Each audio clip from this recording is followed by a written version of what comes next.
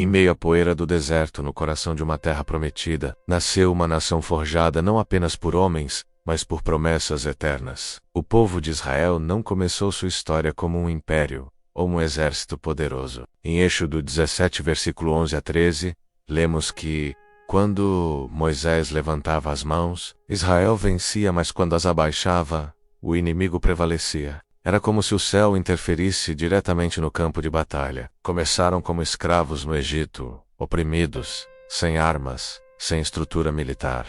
Sempre que obedeciam, venciam. Sempre que se afastavam, eram derrotados. Era um círculo de disciplina e redenção. A guerra não era apenas territorial, era espiritual. E ainda assim, ao saírem do Egito, eles foram conduzidos por Deus rumo a uma jornada que os tornaria guerreiros. No dia seguinte, 5 nações árabes, Egito, Jordânia, Síria, Líbano e Iraque, declararam guerra contra o jovem Estado.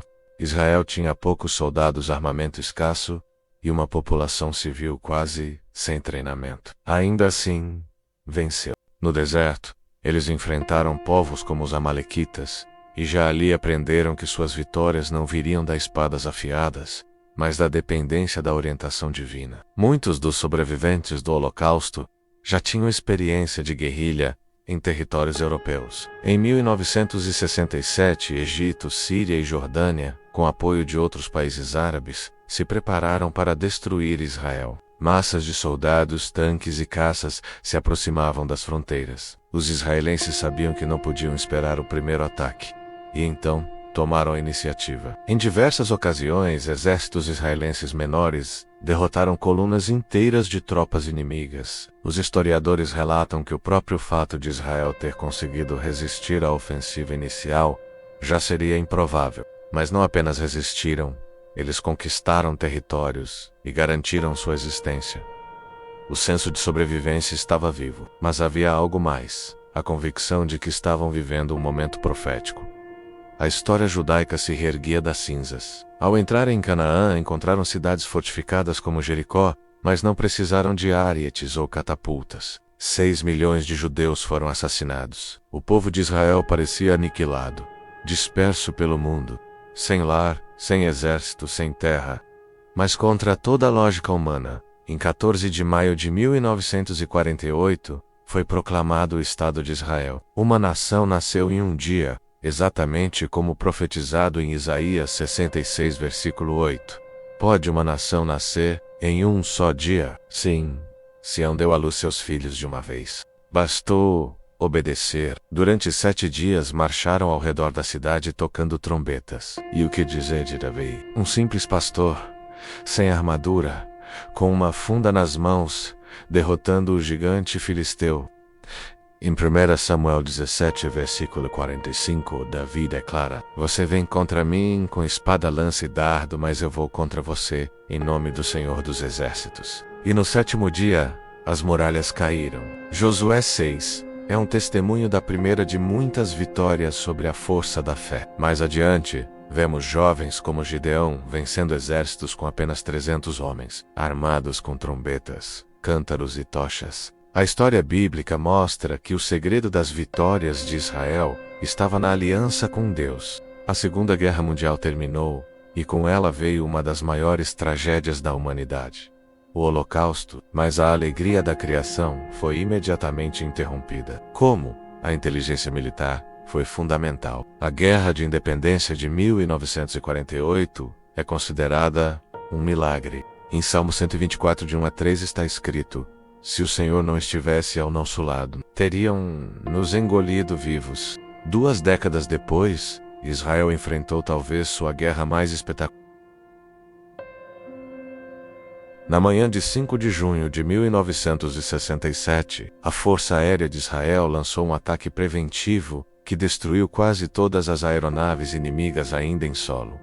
Em poucas horas, Israel dominava os céus. Pela primeira vez desde o ano 70 d.C., Jerusalém voltou ao controle judeu.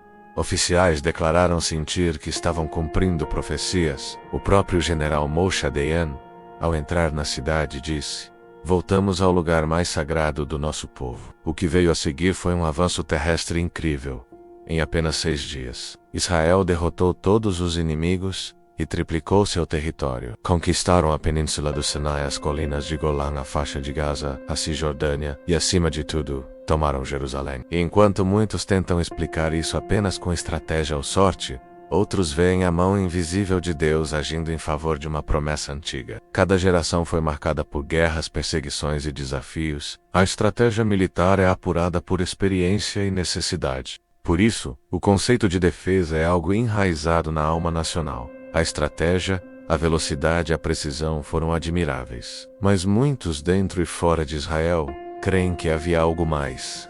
Em Zacarias 2, versículo 8, quem tocar em vocês, toca na menina dos meus olhos. Muitos acreditam que isso simboliza o renascimento do povo judeu após o Holocausto. Um povo que estava seco se reergueu com vida e força, uma proteção que não pode ser explicada apenas com mapas e táticas.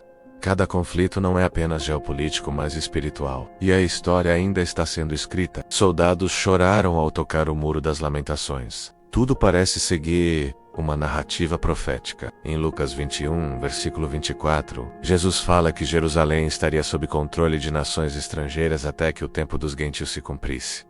Mas a mão de Deus, como no passado, continuará sustentando essa nação. Que possamos aprender com teus feitos e viver à luz da tua verdade. Em 1967, essa profecia começou a se cumprir, e esse sentimento é traduzido em ações rápidas e eficazes sempre que a ameaça surge. Dá-nos discernimento para compreender os tempos e um coração que intercede pela paz. É uma cultura de sobrevivência que, somada à estratégia e à fé, forma um escudo invisível. A Guerra dos 6 Dias é estudada em academias militares de todo o mundo. Leia Isaías 54, versículo 17.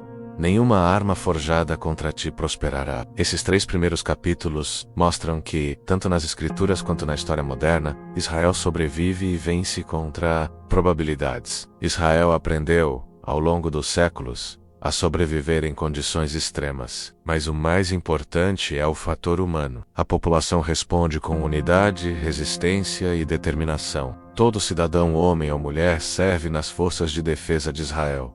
O treinamento é intenso. A resposta é rápida. Tecnologicamente, Israel lidera em sistemas de defesa, como o Domo de Ferro, que intercepta mísseis em pleno ar. O trauma coletivo do Holocausto transformou-se em um juramento.